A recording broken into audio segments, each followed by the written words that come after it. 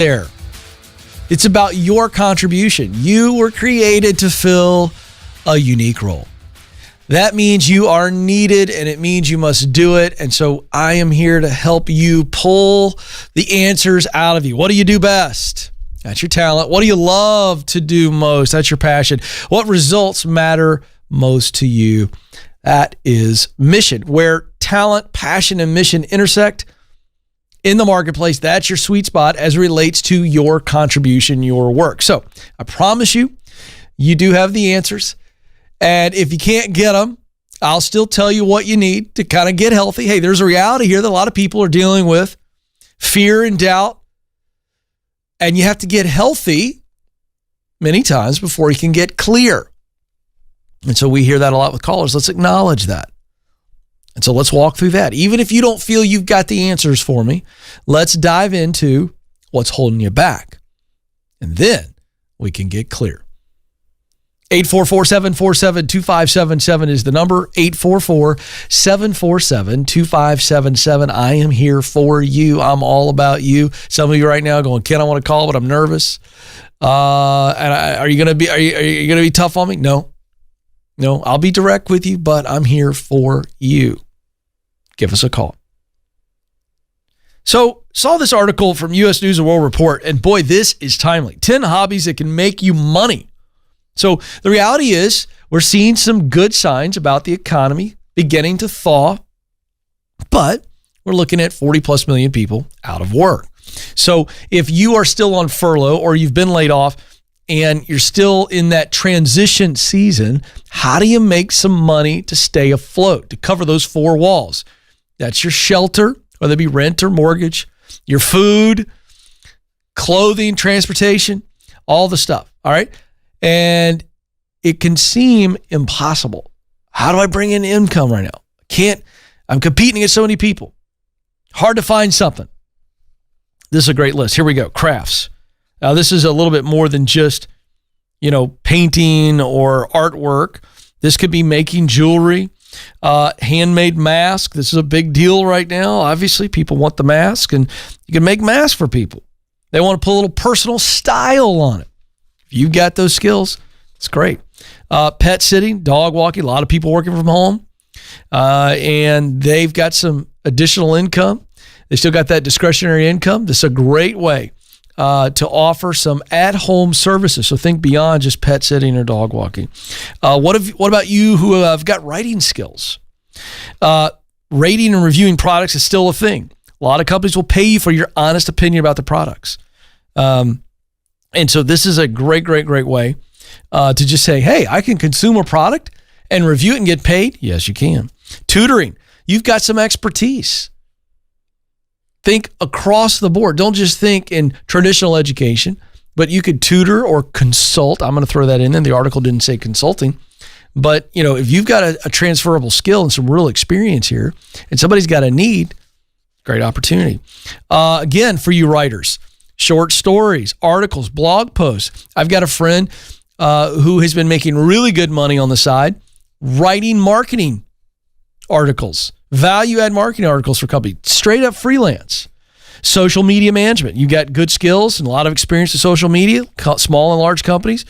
Want to be relevant on social media? That's something you can do remotely. Great opportunity. Get some good contract work. Translation. Got the ability to speak another language. That's a great way to earn some extra cash. Virtual assistants. Virtual assistants were blowing up. This idea of, hey, I can have an executive assistant that lives 5-6 states away. That was a big deal pre-corona, still a big deal. What about the ability to sew, make clothes, any other skill set like that? You can put yourself out there on social media and get some work. And then catering. If cooking is your hobby, you love to cook, I'm telling you, you've got the time. Cooking for people and making food easy for them. There's nothing stopping you from creating your own catering business right now on social media. And you'll say, hey, I'll make this many pot pies, or I'll make these many cakes, or I'll make pies for you, or whatever. You know what I'd like to do, Joe? I think I'd like to do homemade pizzas. The problem is I don't have any time. That's great. They had a news story last night about a musician in Nashville that has been laid off. Yeah. And he makes dough by making bread. everybody always said he had the best bread. Fantastic. He's It's a tons of great cash. example. Yeah. Fantastic example. A guy knows how to make bread. People like the homemade bread. Doesn't have all the stuff in it that's, you're health conscious. It's a great thing. Really good thing. I'd like to get some dough from him and make some pizzas. Maybe we could collaborate. But you get the point. You have something that you can offer. Look to how you can make some money in this downtime. 844-747-2577, 844-747-2577. That is the number to jump in. Come on, I'm here to help you. Joy starts us off in Atlanta, Georgia. Joy, you're on the Ken Coleman Show. Good afternoon, Coach Ken. Yeah, hey, I like that. I just need a whistle. I need a whistle. Joe would not like that, but I think it would be fun. What's going on? Well, I have a question for you on if I'm thinking clearly. Okay. So I have worked as a research analyst for 3 years now. I was under an excellent director who saw a lot in me and wanted to expand on it. She left last summer and we hired on someone new part-time. Mm-hmm. Unfortunately, this person doesn't understand our department and really what we do. Since the pandemic, though, she has either waived my responsibilities or taken them upon herself to do without really giving me a say-so. And she says, since we are in unprecedented times, we need a director's oversight on this. Do you believe that she is trying to get rid of me so she can go full-time for the next fiscal year?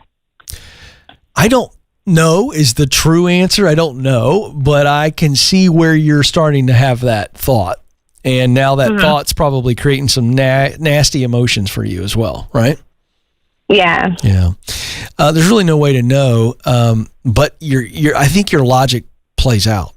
She's part-time, and so she takes some responsibilities from you and shows how valuable she is. And then is she trying to build a case so she can make the case that she can do your stuff and that, that gets her the full-time job. So I think that's very logical. What we don't know is if that means she wants to get rid of you or she just wants to move herself into a full-time. So I think one of the things you need to do is your best, and this is a tricky situation, but do your best to really try to build your relationship with her and see if that works. Mm-hmm. Is she remote, you said? No, she works part-time. She's just part-time. What's your relationship like with her? We work side by side, and she pretty much does her own job as herself, and I do my own job. But since the pandemic, I haven't really had that much to do, even though I've been coming to the office. I'll do whatever she tells me to do, though. Yeah, but I'm saying your relationship, do you have a warm relationship? Would you call it lukewarm? Would you call it chilly? Is it frozen? That's what I want to know. Oh, I would say it's probably lukewarm. We work together. That's about it. Yeah. Well, let me ask you this. If she had not come into the equation and taken much of your work, because that's what she's done, basically taken most of your workload from you. Mm-hmm. Yeah. Would you want to stay there? Absent of that former leader who was a great leader and really valued you, would you want to stay? Even let's just assume that leader's gone and this person is not in place. Would you want to stay, or would you be looking for a better opportunity, a ladder? Where I'm at, the culture is fabulous, and the environment's great, but the income isn't there. I kind of want to save for a house one day. Yeah. I'm currently getting out of student loan debt, but I would need a higher income. Yeah, so the answer is you would eventually leave anyway because of the income problems. Right. So I think it's a good sign for us. You're in a tough situation in that you can't go above her head. She's your leader, and that's risky. And I don't think it's worth it. I think you just get along right now and we start looking for something else. I think you are disciplined. You discipline your emotions.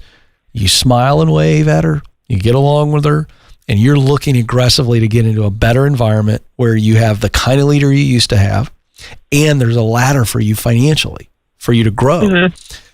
So I think it's pretty clear. I think the handwriting's on the wall is what I'm saying. But I don't want you to jump. I want you to be strategic, and then let's build a bridge.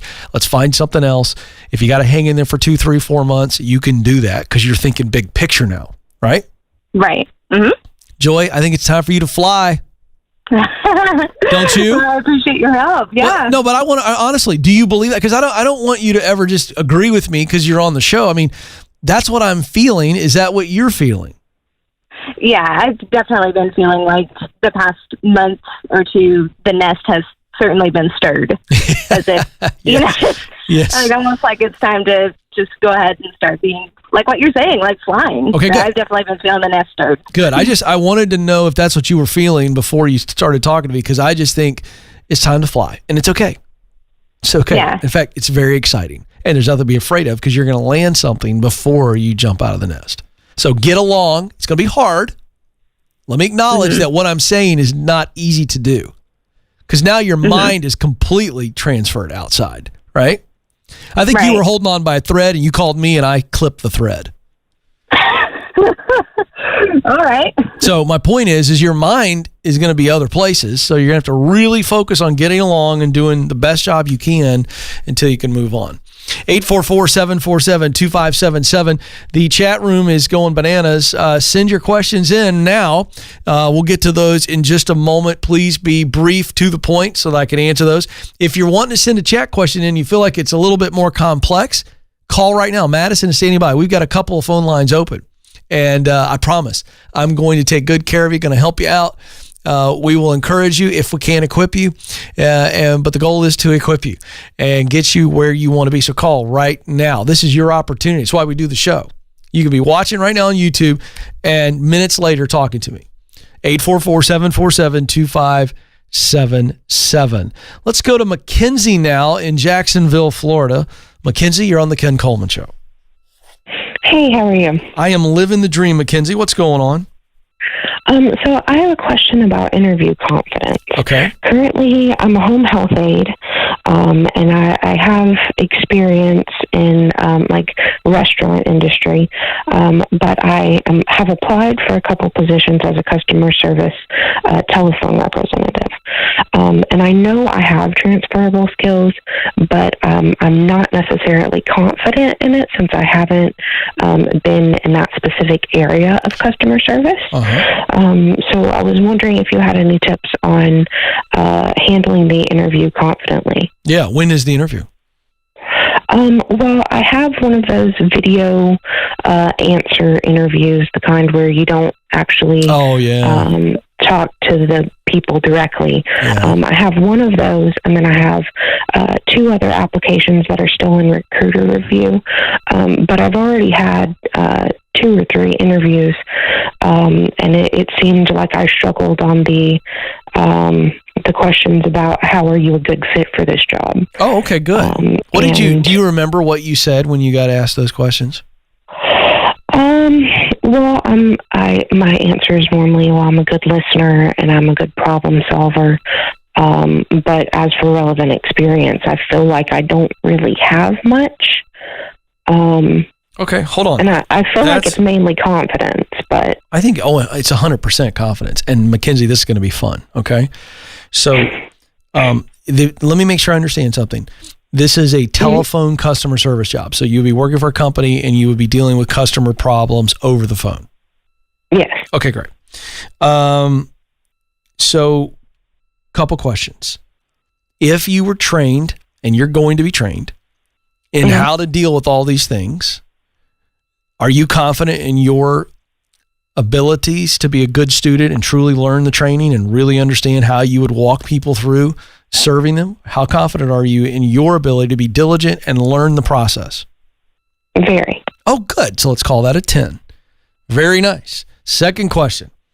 As a home health aide and as a person with a lot of experience in the restaurant industry, how confident are you that your experience in taking care of people, whether it be food or their health needs, how confident are you that that experience will make you a super customer service rep over the phone? So I feel like since I have more in-person experience than over the telephone experience, I'm not too confident in that. Okay, I want to dive into that. What is the difference between, what were you in the restaurant? What specific positions did you hold in the restaurant industry? So I was a cashier and also helped plate and take things out to the table and stuff. Okay, right. But you're very familiar with waiters and you've been to many restaurants where someone has served you. Okay.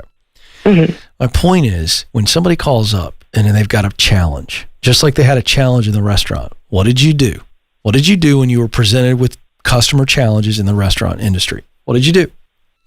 I listened to their problem and made sure that I understood them well and could help alleviate whatever issue they were having. Okay, great.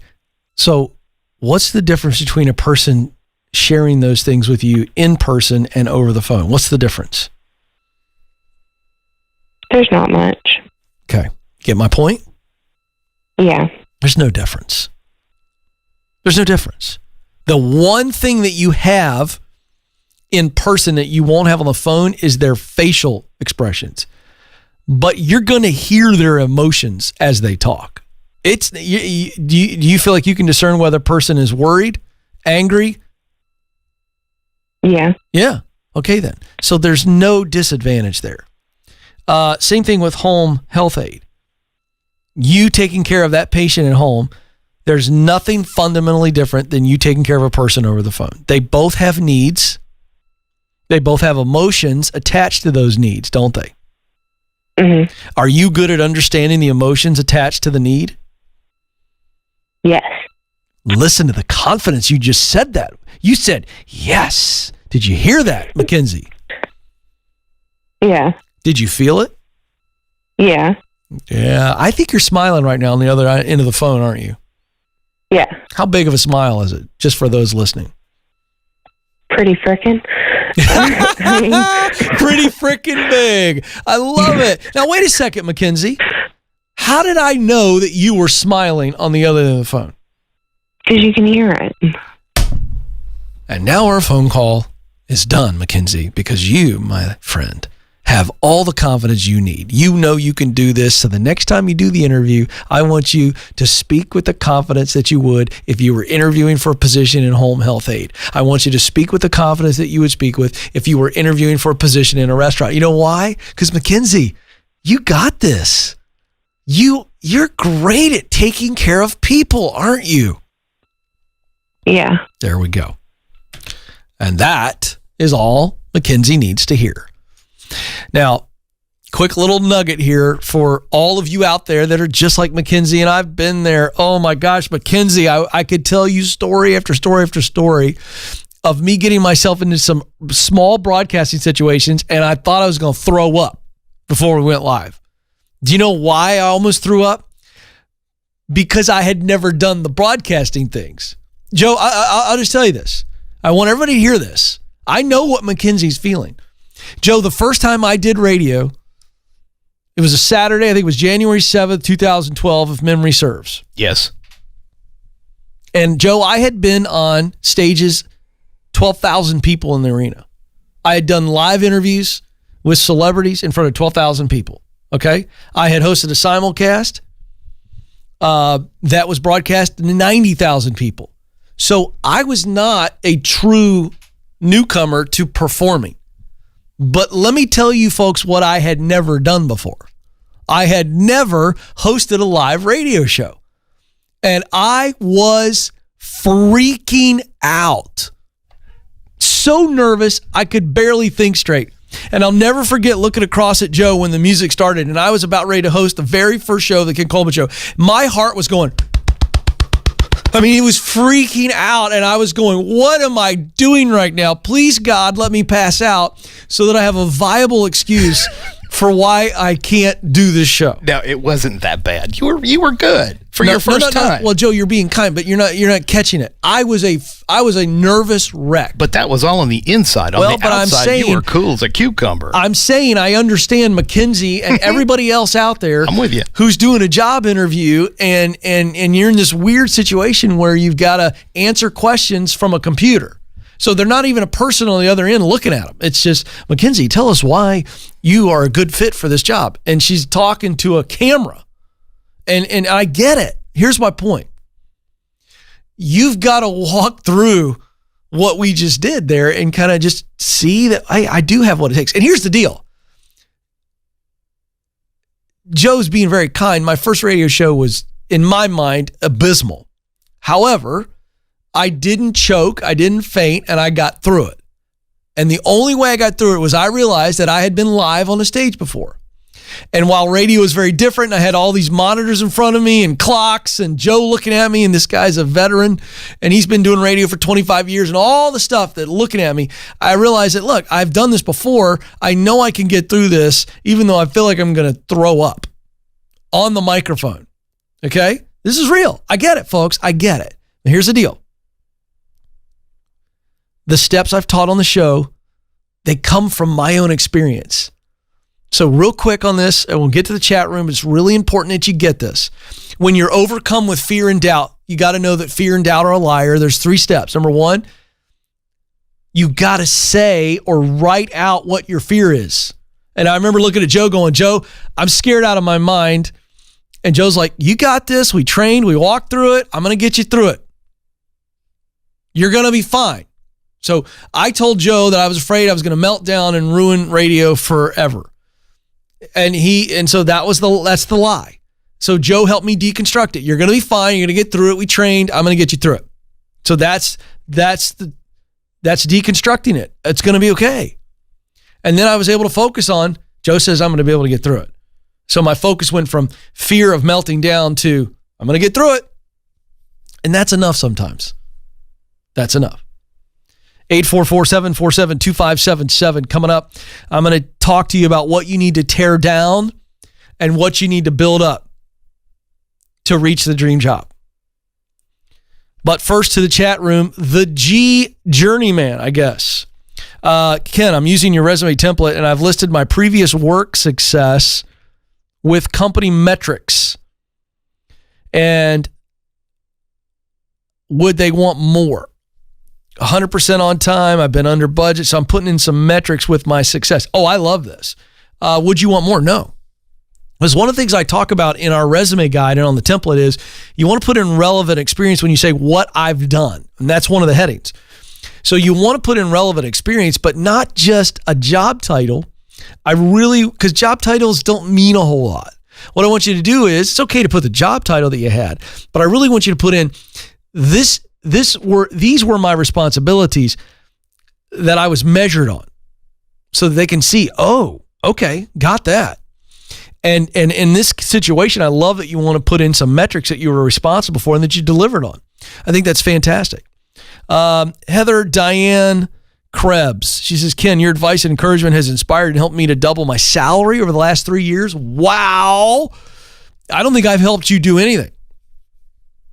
I'll say advice and encouragement, sure, but you're the reason that you've made a huge salary increase, doubling your salary. Whoa.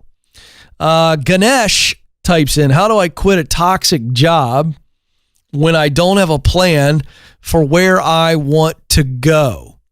How do I quit a toxic job when I don't have a plan? You don't. You don't, because I want you to have a plan. It could be a short-term plan. Short-term plan's fine. Doesn't have to be a long-term plan to get you out of toxicity. But I don't want you to jump from a toxic environment into the abyss and the unknown, and then you put yourself in financial harm. The only asterisk to this answer is that if you have, Ganesh, enough money to step out into nothing, meaning no job you're stepping into, you're just leaving the toxic environment, and you've got enough money to make it for 3 to 6 months, then I'm fine with it. Outside of that, hang in there. Hang in there. Don't jump until you have something to jump into. 844-747-2577 is the number, 844-747-2577. I was talking with a friend this morning whose wife is really struggling with confidence. Really struggling. She is in stage 1 of my 7 stages to live in the dream. Stage 1 is get clear, to know what you do best, talent, to know what you love to do most, passion, to know what results matter most to you, mission. So when you know those 3 and you can see how they intersect in the marketplace, what's your marketplace match? I'm liking right now. I like this idea of the marketplace match. When you find your sweet spot, there are multiple marketplace matches for you. In other words, a job, a career field that you're in your sweet spot, and you can grow in your sweet spot. You're staying in your sweet spot. You continue to grow. Sweet spot moves with you. Okay, so she knows what she wants to do. She's very clear as I'm talking to him. The challenge is she is, in his words, an extreme introvert. Okay, and I get that. I'm an extrovert, so I don't completely understand what that is like. But I do get that people that are just really introverted, it makes them very uncomfortable to put themselves out there and make the connection. She's read the proximity principle. She gets what she needs to do. She just can't quite get there. Well, bottom line is, I don't want to go into more of the situation, as it's not necessary. But what became very clear to me as we were talking is that she has a really bad ratio of fear and confidence. Okay, let me explain. She's really high on fear. I mean, like off the charts, afraid of being rejected if she puts herself out there and what she wants to do. She's off the charts, afraid of failing if she's got to go get some education and putting the time and the money in that to get qualified, which is stage 2. What if I get qualified and I can't get the job? I don't waste my time and our money, essentially what she's saying to her husband, in tears. So she's high levels of fear and really low levels of confidence. That is a recipe for being stuck. I mean, stuck in the mud. I mean, like deep mud, feeling like I'm sinking. This is almost quicksand type stuff, because it begins to take a toll on that person, his wife, emotionally. And then the side effect is that it's creating a little bit of tension. He's resenting her because many times he has tried to help her and gotten her to the place where all she had to do was go to the interview and she didn't want to go. He loves her deeply. Okay? But now he's feeling some resentment because she's coming to him in tears. He's tried to help her and he feels like she won't help herself. I'm doing everything I can. I'm at my wit's end. So, quick note. I want to interrupt my teaching for a moment because there's a lot of spouses that are experiencing this. And you know what I told this guy? I said, listen, you've got to stop pushing. And he shook his head as I said that. You got to stop pushing her. Somebody could call into this show, or I could do a one-on-one counseling session with somebody. And if they don't want to help themselves, I can't help them. If you call into this show and you aren't willing to receive insight and then do something with it, can't help you. Let me also say that Madison and I were talking about this yesterday, Madison and Joe and I. There are callers that have called in on this show who aren't in a place where they can actually give me the answers that I need to be able to help them. And I've worked hard on a call to really dig, and I've realized something. There are times where, if you've listened to the show, I've had to say, and I should probably do it more, where I go, you know what? You're not healthy enough right now. And there's no shame in this. But you've got to get healthy. You've got to get to a place where you can be clear about yourself. Okay? So his wife is in that situation. So as the spouse, can I just tell you something? Stop pushing. Stop trying to push them. What you need to do is love them and encourage them and try to build up their confidence. Don't try to push them into anything. They're not ready. They're not ready. It's like my kids jumping in the pool. I don't know a parent that now I guess there's some old school parents that would shove their kid in the pool.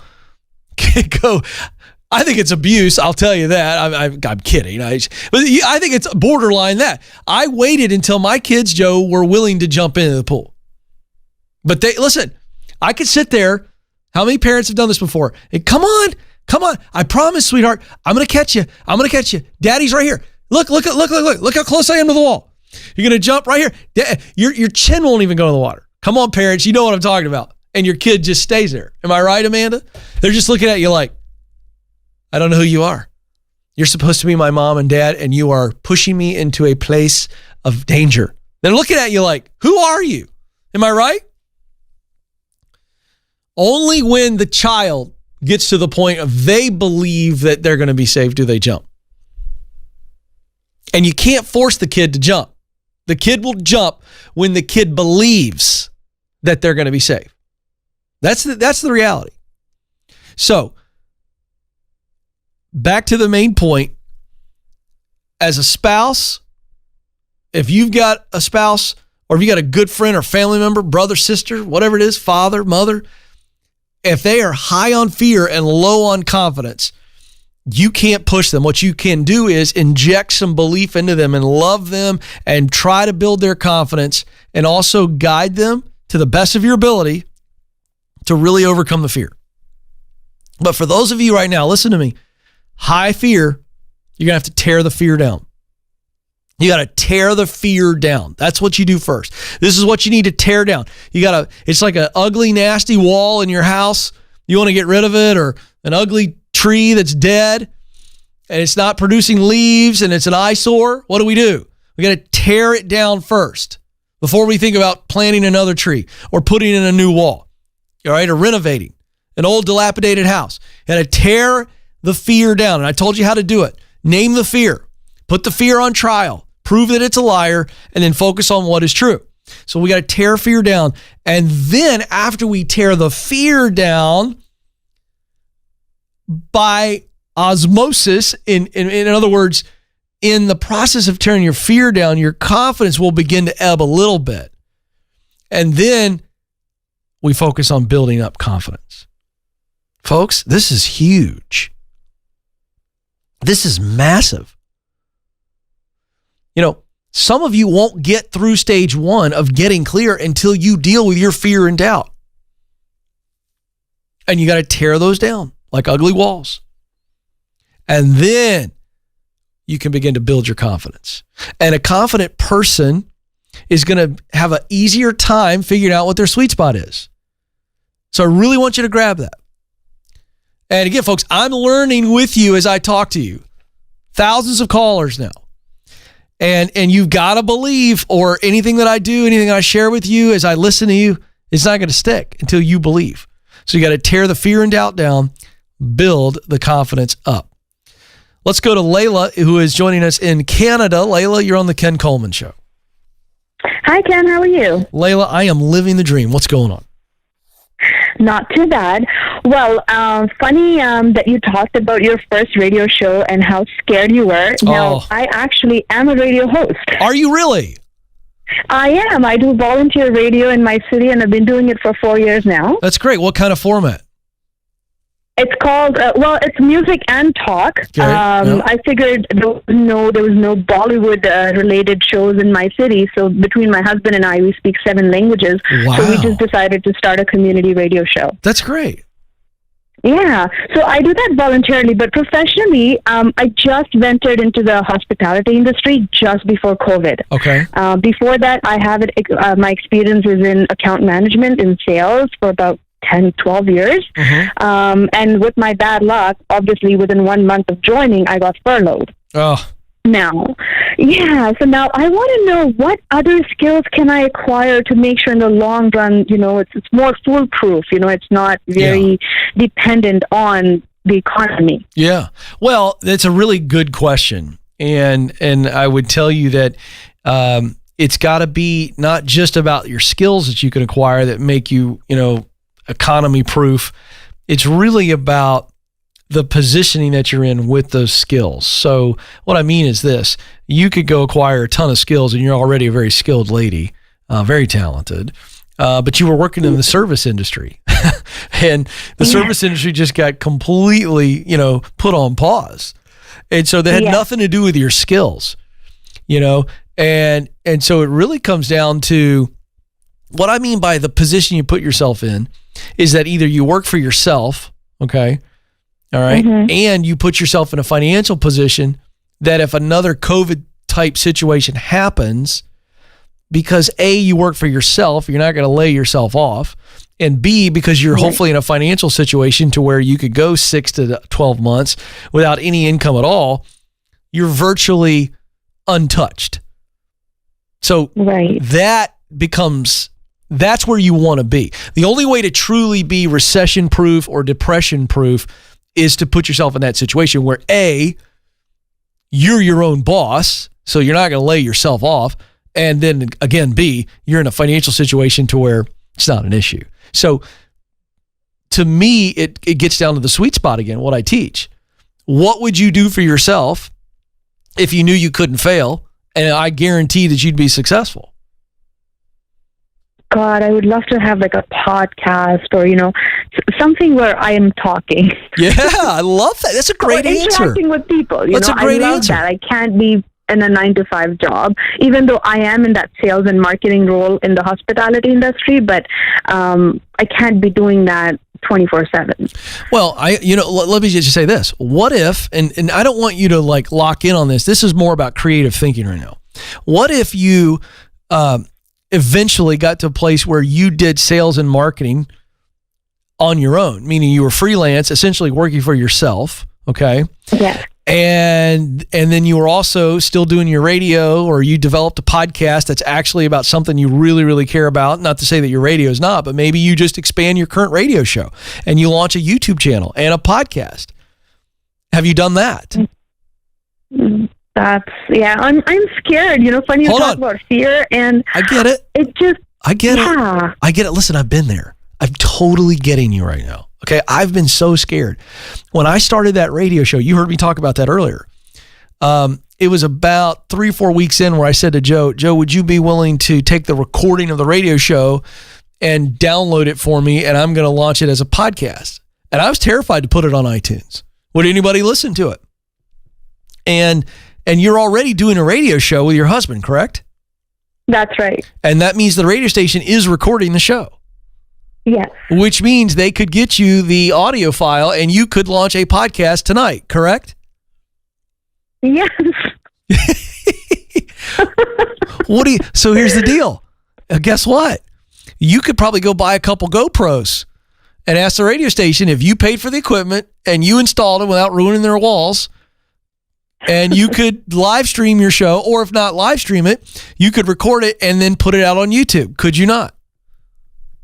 I could, yes. We moved to a more a talk show format because of the music and SoCan licensing and all of that fun stuff. YouTube has been tricky, but I see where you're going with it. Okay, all right, but here's the deal. So I get that. So let me pivot. So maybe you just record your talk segments. So you don't live stream, but what you do is you record the whole show, and then you guys learn how to edit, or you hire some young kid who's a whiz, and they take that hour show and they only edit out the talk stuff, and then you post the talk stuff only. Oh, I like that. Yeah, I like it too. And here's the deal. You're great at what you do. Thank you. Well, that's very nice and unnecessary. Here's what I want to make sure you know, though. You're not really scared to do your current radio show, are you?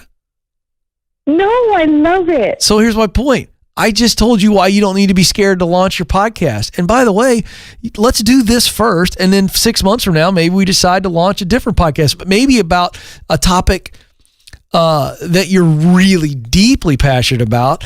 And you're doing sales and marketing. Maybe when you come back on the service industry, and maybe you do some sales and marketing on the side, and then you go do some sales and marketing for your own podcast, and you build a podcast in Canada, and you know your audience. Who's the audience you really want to reach?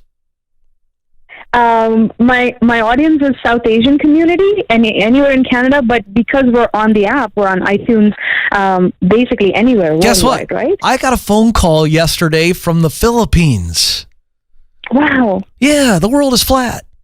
So true that. You know this. Well, actually, I got to be careful when you say that, Madison. Just like, I am not a flat Earth guy. I don't want anybody to like. But that's an actual concept from Thomas Friedman, a world-renowned economist. That's what he means by that. You understand my point. My point is, I do. Southeast Asia. It's a small world. Yeah, that's my point. But people in Southeast Asia will start listening to you quickly. True.